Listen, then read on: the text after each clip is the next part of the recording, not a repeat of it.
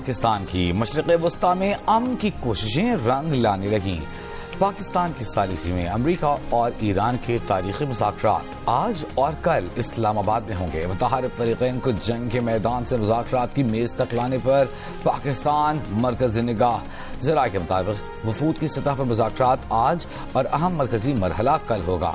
امریکی نائب صدر جے ڈی وینس، امریکی مذاکرات اسٹیو وٹکاف اور امریکی صدر ڈونلڈ ٹرمپ کے داماد جیرڈ کشنر امریکی وفد کی نمائندگی کریں گے۔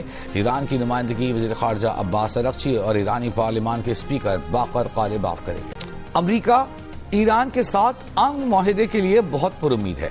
ایرانی رہنما بہت حد تک معقول ہیں، اگر انہوں نے معاہدہ نہ کیا تو بہت تکلیف دہ ہوگا۔ امریکی صدر ڈونلڈ ٹرمپ ایران کے ساتھ امن معاہدے کے لیے پر امید۔ امریکی میڈیا سے گفتگو میں کہا، اسرائیل لبنان پر حملے کر رہا ہے۔ اسرائیلی وزیر اعظم نے گزشتہ روز فون پر گفتگو میں لبنان پر حملوں میں کمی پر رضامندی ظاہر کی تھی۔ سوشل میڈیا اور اپنے بیان میں امریکی صدر نے کہا کہ ایسی اطلاعات ہیں کہ ایران آبنائے ہرمز سے گزرنے والے ٹینکر سے فیس دے رہا ہے۔ اگر وہ ایسا کر رہے ہیں تو اب روک دیں۔ ایران کے نئے سپریم لیڈر مجتبی خامنئی نے کہا ہے کہ دشمن کے ساتھ بات چیت کے باوجود ایرانی عوام کو سڑکوں پر موجود رہنا چاہیے۔ ایران جنگ نہیں چاہتا لیکن اپنے حقوق سے دستبردار نہیں ہوگا۔ ایران تمام مزاحمتی محاذوں کو متحد وجود کے طور پر دیکھتا ہے۔ ایران اپنے شہید سپریم لیڈر اور اپنے شہداء کا بدلہ لینے کے لیے پرعزم ہے۔ شہید سپریم لیڈر علی خامنئی کے چہلم پر بیان میں مجتبی خامنئی نے کہا کہ آبنائے ہرمز کے انتظام کو نئے مرحلے میں لے کر جائیں گے۔ ایران کے جنوبی پڑوسیوں کو پیغام میں کہا کہ شیطان کے جھوٹے وعدوں سے بچیں، ہم ابھی بھی جنوبی پڑوسیوں سے مناسب رد عمل کا انتظار کر رہے ہیں۔ لبنان کے وزیر اعظم نے لبنان پر حملوں کو فوری ختم کرنے کے لیے پاکستان سے تعاون طلب کر لیا۔ وزیر اعظم شہباز شریف اور لبنان کے وزیر اعظم کے درمیان ٹیلی فونک رابطہ۔ وزیر اعظم شہباز شریف نے لبنان کے خلاف اسرائیل کی جاری جارحیت کی شدید مذمت کی۔ لبنان میں ہزاروں قیمتی جانوں کے ضیاع پر دکھ کا اظہار کیا۔ کہا، پاکستان علاقائی امن کے لیے مخلصانہ کوششوں میں مصروف ہے۔ اسی جذبے کے تحت امریکہ اور ایران کے درمیان امن مذاکرات کا انعقاد کیا جا رہا ہے۔ لبنانی وزیر اعظم نے وزیر اعظم شہباز شریف کی امن کی کوششوں پر شکریہ ادا کیا۔ تائیوان کی آزادی کو نہ کبھی قبول کریں گے نہ ہی اسے برداشت کریں گے۔ چین کے صدر شی جن پنگ کی بیجنگ میں تائیوان کی اپوزیشن رہنما شینگ لی وون سے گفتگو۔ کہا، اپنائے تائیوان کے دونوں اطراف رہنے والے لوگ چینی ہیں اور سب امن کے خواہاں ہیں۔ برطانوی وزیر اعظم سر کیئر سٹارمر نے کہا ہے کہ جنگ بندی کے دوران اسرائیل کا لبنان پر حملہ کرنا غلط ہے۔ برطانوی وزیر اعظم کی دورہ مشرق وسطی میں متحدہ عرب امارات آمد۔ اماراتی صدر شیخ محمد بن زائد ال نہیان سے ملاقات۔ سمندری راستوں کے تحفظ، توانائی سپلائی، عالمی معیشت پر گفتگو۔ برطانوی وزیر اعظم کا متحدہ عرب امارات سے مکمل اظہار یکجہتی۔ برطانیہ کا عرب امارات کے دفاعی اقدامات اور سلامتی کے حق کی حمایت کا اعادہ۔ اس سے پہلے برطانوی وزیر اعظم نے سعودی ولی عہد محمد بن سلمان سے جدہ میں ملاقات کی۔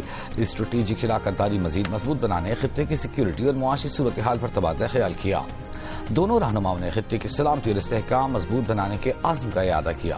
دورہ سعودی عرب میں برطانوی وزیر اعظم نے شاہ فہد ایئر بیس پر برطانوی فوجیوں سے بھی ملاقات کی۔ لبنان پر اسرائیل کے حملے اور حزب اللہ کی جوابی کارروائیاں جاری۔ لبنانی خبر ایجنسی کے مطابق اسرائیل نے زائد مقامات پر حملے کیے۔ الجناح کے علاقے سے انخلا کے حکم پر عالمی ادارہ صحت کا تشویش کا اظہار۔ 2 بڑے اسپتالوں سے 450 مریضوں کی منتقلی ناممکن قرار۔ 5000 سے زائد افراد پناہ گاہوں میں موجود ہیں۔ اسرائیل کی لبنان کی سرحدی دیہات پر قبضے کی کوششیں جاری۔ حزب اللہ کا 24 گھنٹوں میں اسرائیل پر 50 سے زائد حملوں کا دعویٰ۔ بدھ کو سیز فائر کے اعلان پر حزب اللہ نے حملے روک دیے تھے۔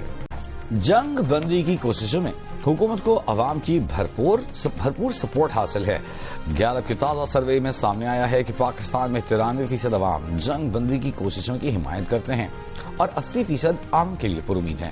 8 اور 9 اپریل کو ہونے والے سروے میں سامنے آیا کہ 82% عوام جنگ بندی کے لیے پاکستانی حکومت کی کوششوں سے واقف ہیں، جبکہ 46% عوام نے کہا کہ وہ ایک زبردست ڈیل کے بارے میں سن رہے ہیں۔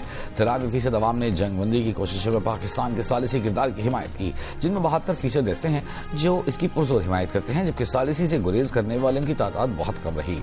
سروے کے مطابق 80% شہری سمجھتے ہیں کہ جنگ بندی سے معاملہ امن کی طرف جائے گا، اور ان میں سے بھی 44% ایسے ہیں جو امن کے لیے بہت زیادہ پر امید ہیں۔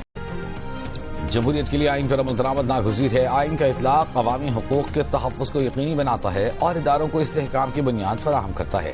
صدر مملکت آصف علی زرداری کا یوم دستور پر پیغام۔ کہا شہید ذوالفقار علی بھٹو آئین 1973 کے معمار تھے. سیاسی جماعتوں نے مختلف ادوار میں آئین کا دفاع کیا. شہید محترمہ بینظیر بھٹو نے جمہوریت کی بحالی میں اہم کردار ادا کیا. ميثاق جمہوریت جمہوری نظام کی بحالی کی بنیاد بنا. وزیر اعظم شہباز شریف کا دستور کے معماروں کو خراج تحسین. کہا 1973 کا آئین پاکستان تمام شہریوں کے لیے بنیادی انسانی حقوق کا محافظ ہے. چیئرمین سینیٹ یوسف رضا گیلانی نے کہا کہ آئین محض قانونی دستاویز نہیں بلکہ قومی شعور اور جمہوری عزم کی عکاسی ہے. ملکی استحکام کے لیے آئین کی بالادستی اور قانون کی حکمرانی ناگزیر ہے. وزیر اعلیٰ پنجاب مریم نواز نے پنجاب سائبر کرائم یونٹ کے قیام کی منظوری دے دی.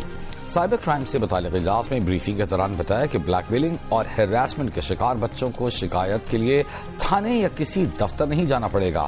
متاثرہ کم عمر بچوں اور بچیوں کی شکایت کے اندراج کے لیے موبائل یونٹ جائے گا. متاثرہ بچے بالخصوص خواتین ورچوئل پولیس اسٹیشن میں بھی شکایت درج کرا سکیں گے. متاثرہ بچوں اور خواتین کی شناخت مکمل طور پر پوشیدہ رکھی جائے گی. شکایات cyber crime unit front desk اور PKM ایپ پر درج کی جا سکیں گی.